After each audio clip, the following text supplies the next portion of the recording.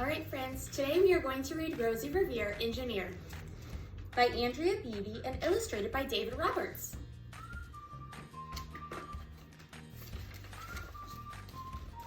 This is the story of Rosie Revere, who dreamed of becoming a great engineer. In Lila Greer's classroom at Blue River Creek, young Rosie sat shyly, not daring to speak.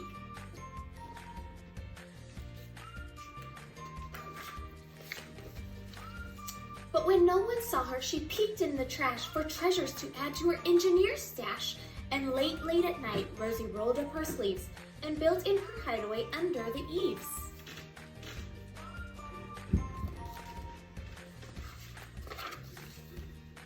Alone in her attic, the moon high above, dear Rosie made gadgets and gizmos she loved. And when she grew sleepy, she hid her machines far under the bed where they'd never be seen.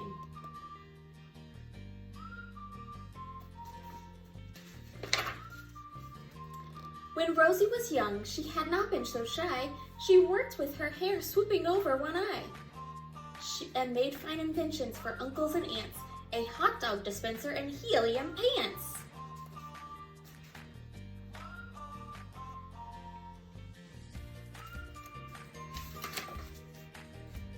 The uncle she loved most was zookeeper Fred.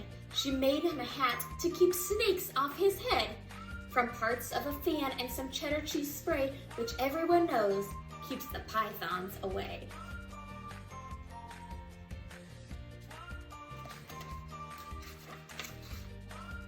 And when it was finished, young Rosie was proud, but Fred slapped his knee and chuckled out loud. He laughed till he wheezed and his eyes filled with tears, all to the horror of Rosie Revere, who stood there embarrassed, perplexed, and dismayed.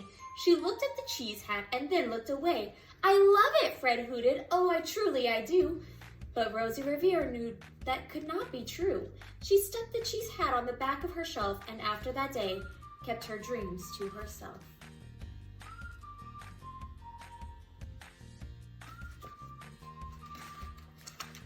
And that's how it went until one autumn day her oldest relation showed up for a stay. Her great-great-aunt Rose was a true dynamo, who worked building airplanes a long time ago. She told Rosie tales of the things she had done and goals she had checked off her list one by one.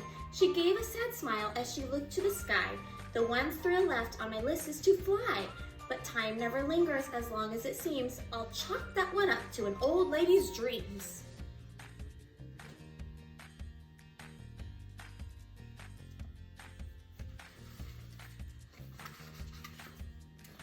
That night, as Rosie lay wide-eyed in bed, a daring idea crept into her head. She could build a gizmo to help her aunt fly. She looked at the cheese hat and said, "No, not I." But questions are tricky and some hold on tight, and this one kept Rosie awake through the night. So when dawn approached and red streaks lit the sky, young Rosie knew just how to make her aunt fly.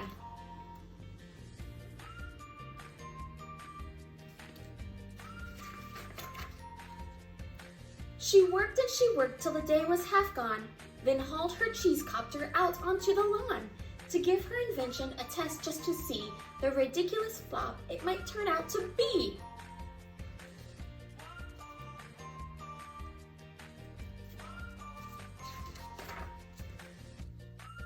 Strapped into the cockpit, she flipped on the switch. The Hello Cheese copter sputtered and twitched. It floated a moment and whirled round and round, then froze for a heartbeat and crashed to the ground.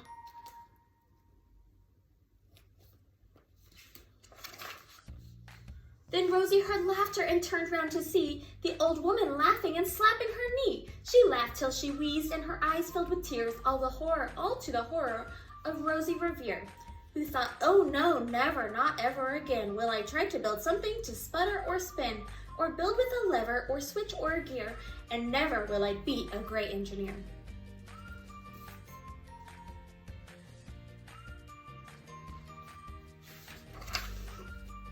She turned round to leave, but then Great-Great-Aunt Rose grabbed hold of young Rosie and pulled her in close, and hugged her and kissed her and started to cry.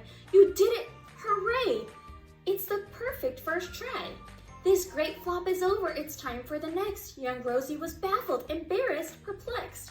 "I said dear Rosie. It's just made of trash. Didn't you see it? The cheese copter crashed? Yes, said her great aunt, it crashed, that is true. But first it did what it needed to do. Before it crashed, Rosie, before that, it flew.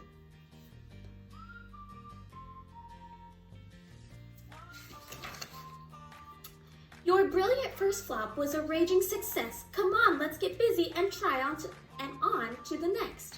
She handed a notebook to Rosie Revere, who smiled at her aunt as it all became clear. Life might have its failures, but this was not it. The only true failure can come if you quit.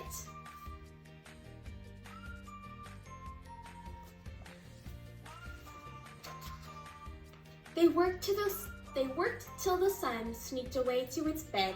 Aunt Rose tied her headscarf round Rosie's head and sent her to sleep with a smile ear to ear to dream the bold dreams of a great engineer.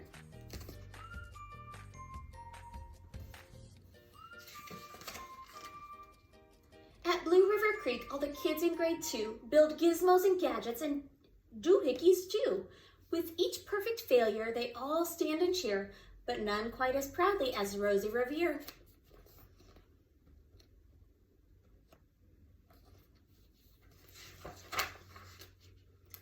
And that's the end.